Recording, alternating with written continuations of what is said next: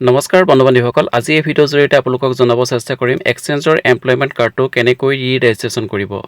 আৰু এক্সচেঞ্জৰ কাৰ্ডটো কেতিয়া ৰি-ৰেজিষ্ট্ৰেশ্যন কৰিবলগীয়া হয় ধৰি লওক আপোনাৰ এক্সচেঞ্জৰ যিটো ৰিনিউ ডেট আছে সেই ৰিনিউ ডেটটো যদি এক্সপায়াৰ হৈ গৈছে আপুনি পাহৰিলে বা মনত নাথাকিলে এক্সপায়াৰ হৈ গ'ল তেতিয়া আপুনি ৰি-ৰেজিষ্ট্ৰেশ্যন কৰিহে আকৌ ৰিনিউ কৰিব পাৰিব আৰু কেতিয়াবা ৰি-ৰেজিষ্ট্ৰেশ্যন কৰিবলগীয়া হয় আপোনাৰ এক্সচেঞ্জৰ কাৰ্ডটো আপডেট কৰিবলগীয়া হ'লে যেনে ধৰি লওক আপোনাৰ কিবা এক্সচেঞ্জ কাৰ্ডৰ নামৰ মিছমেচ আছে বা আপোনাৰ দেউতাৰ নাম মিছমেচ আছে বা এডুকেশ্যন কোৱালিফিকেশ্যন আপডেট কৰিব লাগে কিবা যিকোনো আপডেট কৰিবলগীয়া থাকিলে তেনেহ'লে আপুনি ৰি-ৰেজিষ্ট্ৰেশ্যন কৰিব লাগিব আৰু এক্সচেঞ্জৰ যিটো এমপ্লয়মেণ্ট নাম্বাৰ থাকে সেইটো সেম থাকিব ৰি-ৰেজিষ্ট্ৰেশ্যন কৰিলে সকলোখিনি তেনেদৰে কৰিব পাৰি আজি ষ্টেপ বাই ষ্টেপ সকলোখিনি প্ৰচেছ জনাম কেনেকৈ ৰি-ৰেজিষ্ট্ৰেশ্যন কৰিব পাৰি ভিডিঅ'টো শেষলৈকে চাই থাকিব তাৰপৰা আপুনি আপোনাৰ মোবাইলত বা আপোনাৰ লেপটপত কম্পিউটাৰত আপোনাৰ গুগলত চাৰ্চ কৰিব এমপ্লয়মেণ্ট এক্সচেঞ্জ ৰি-ৰেজিষ্ট্ৰেশ্যন বা ৰিনিউৱেল এনেদৰে চাৰ্চ কৰিব তাৰপিছত আপুনি ইয়াত দেখিবলৈ পাব ৰি-ৰেজিষ্ট্ৰেশ্যন এমপ্লয়মেণ্ট এক্সচেঞ্জ সিলেক্ট কৰিব ইয়াত আপুনি ক্লিক কৰিব নেক্সট এনেদৰে পেজটো আহিব ওপৰত দেখিছে এপ্লাই উইথ আধাৰ আপুনি এই অপচনটো ক্লিক কৰিব apply with Aadhaar okay next এই পেজটো আহিব ইয়াত প্ৰচিড কৰিব ওকে তললৈ স্ক্ৰল ডাউন কৰিব আৰু ইয়াত এটা অপচন দেখিবলৈ পাইছে ইয়াত আপোনাৰ ওচৰত আধাৰ কাৰ্ড থাকিব লাগিব আৰু ইয়াত আপুনি আধাৰ কাৰ্ডৰ নাম্বাৰটো এণ্টাৰ কৰিব লাগিব আৰু ইয়াত তলত দেখিবলৈ পাইছে আপোনাৰ আধাৰ কাৰ্ডত যিটো নাম আছে সেম টু সেম এনেদৰে এণ্টাৰ কৰিব এণ্ড ভেৰিফাই আধাৰ অপচনত ক্লিক কৰিব ওকে আধাৰ ৰেজিষ্ট্ৰেশ্যন মোবাইল নাম্বাৰত এটা OTP আহিব OTPটো চাই আপুনি ইয়াত এণ্টাৰ কৰিব এণ্ড ভেৰিফাই অপচনত ক্লিক কৰিব নেক্সট পেজটো এনেদৰে আহিব ইয়াত আপোনাৰ যিটো এক্সচেঞ্জ এমপ্লয়মেণ্টৰ কাৰ্ডৰ যিটো নাম্বাৰ আছিল সেই নাম্বাৰটো আপুনি ইয়াত এণ্টাৰ কৰিব এণ্ড গেট ডাটা অপচনত ক্লিক কৰিব তাৰপিছত আপোনাৰ সকলো ডাটা ইয়াত ওপেন হৈ আহিব আপোনাৰ নাম মোবাইল নাম্বাৰ ইমেইল আইডি সকলোবিলাক আপুনি দেখিবলৈ পাব আৰু এতিয়া তলত এটা অপচন দেখিবলৈ পাব আপুনি ইয়াত সিলেক্ট কৰিব লাগিব যে আপোনাৰ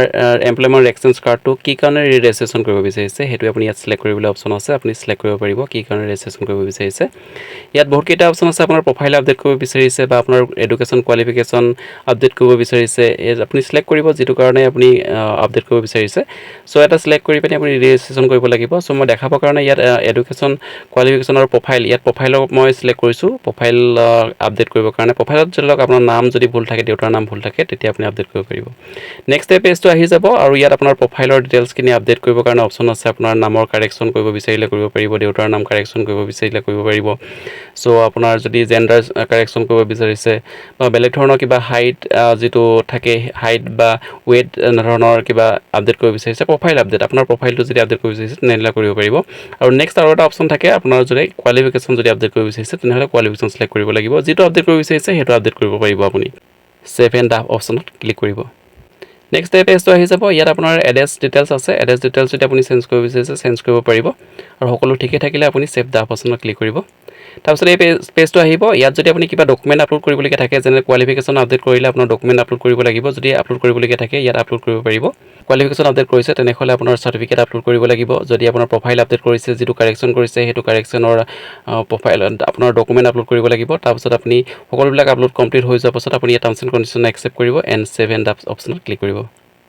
নেক্সট এই পেজটো আহি যাব ইয়াত সকলোখিনি ডিটেইলছ আহি যাব আপুনি যিখিনি কাৰেকশ্যন কৰিছিলে সেইখিনি শুদ্ধ হৈ এই ফৰ্মখনত কমপ্লিট আপুনি দেখিবলৈ পাব সকলোবিলাক চেক কৰি চাই ল'ব ইয়াত সকলোবিলাক আপডেট কৰিব পাৰি আপোনাৰ চিগনেচাৰ আপডেট কৰিব বিচাৰিলে কৰিব পাৰিব আৰু আপোনাৰ ফটো আপডেট কৰিব বুলি ক'লেও কৰিব পাৰিব যদি আপুনি পিন কৰি ৰাখিব বিচাৰিছে ৰাখিব পাৰিব নতুবা আপুনি প্ৰচিড টু পে'মেণ্ট অপচনত ক্লিক কৰিব আৰু ইয়াত আপুনি পে'মেণ্ট কৰিব লাগিব 10 rupees অনলি পে'মেণ্ট কৰিব লাগে পে নাও অপচনত আপুনি ক্লিক কৰিব নেক্সট এই পেজটো আহি যাব ইয়াত আপুনি ইণ্টাৰনেট বেংকিং সিলেক্ট নকৰিব আপুনি গেটৱে সিলেক্ট কৰিব তেতিয়া আপুনি UPI জৰিয়তে পে'মেণ্ট কৰিব পাৰিব গেটৱে সিলেক্ট কৰিব আৰু ইয়াত আপুনি গেটৱে সিলেক্ট কৰাৰ পাছত যিকোনো এটা বেংক সিলেক্ট কৰিব লাগিব আপোনাৰ যিকোনো একাউণ্টতে বেংক একাউণ্ট নাথাকক কিয় আপুনি যিকোনো UPI ব্যৱহাৰ নকৰক কিয় ইয়াত যিকোনো এটা বেংক আপুনি সিলেক্ট কৰিব লাগিব ট্ৰানজেকশ্যনৰ কাৰণে ওকে তাৰপিছত আপুনি ইয়াত এগ্ৰি কৰিব এণ্ড প্ৰচিড টু পে' অপচনত ক্লিক কৰিব ওকে ইয়াত ওকে কৰিব পেজটো ৰিফ্ৰেছ নকৰিব আপুনি পে'মেণ্ট কমপ্লিট হ'বলৈ ৰৈ দিব তাৰপিছত আপুনি ইয়াত পে'মেণ্ট যিটো পেজ অ'পেন হৈ আহিব ইয়াত আপুনি আকৌ পে' অপচনত ক্লিক কৰিব নেক্সট ইয়াত সিলেক্ট কৰিবলৈ অপচন আছে আপোনাৰ ডেবিট কাৰ্ড ক্ৰেডিট কাৰ্ডৰ জৰিয়তে আপুনি পে'মেণ্ট কৰিব পাৰিব আৰু উজু পে'মেণ্ট কৰিবলৈ হ'লে আপুনি UPI জৰিয়তে পে'মেণ্ট কৰিব পাৰে সো UPI সিলেক্ট কৰিব ওকে তাৰপিছত আপুনি দেখিবলৈ পাইছে QR কোডৰ জৰিয়তে পে'মেণ্ট কৰিব পাৰিব নতুবা UPI ID জৰিয়তে আপুনি পে'মেণ্ট কৰিব পাৰিব QR কোডৰ জৰিয়তে আপুনি পে'মেণ্ট কৰিলে সহজ হয় কাৰণ ইয়াত এটা QR কোড অপেন হ'ব আপুনি QR কোডটো স্কেন কৰিব যিকোনো UPI জৰিয়তে ইয়াত পে'মেণ্ট কৰিবৰ কাৰণে 15 মিনিটছ টাইম পাব সো যিকোনো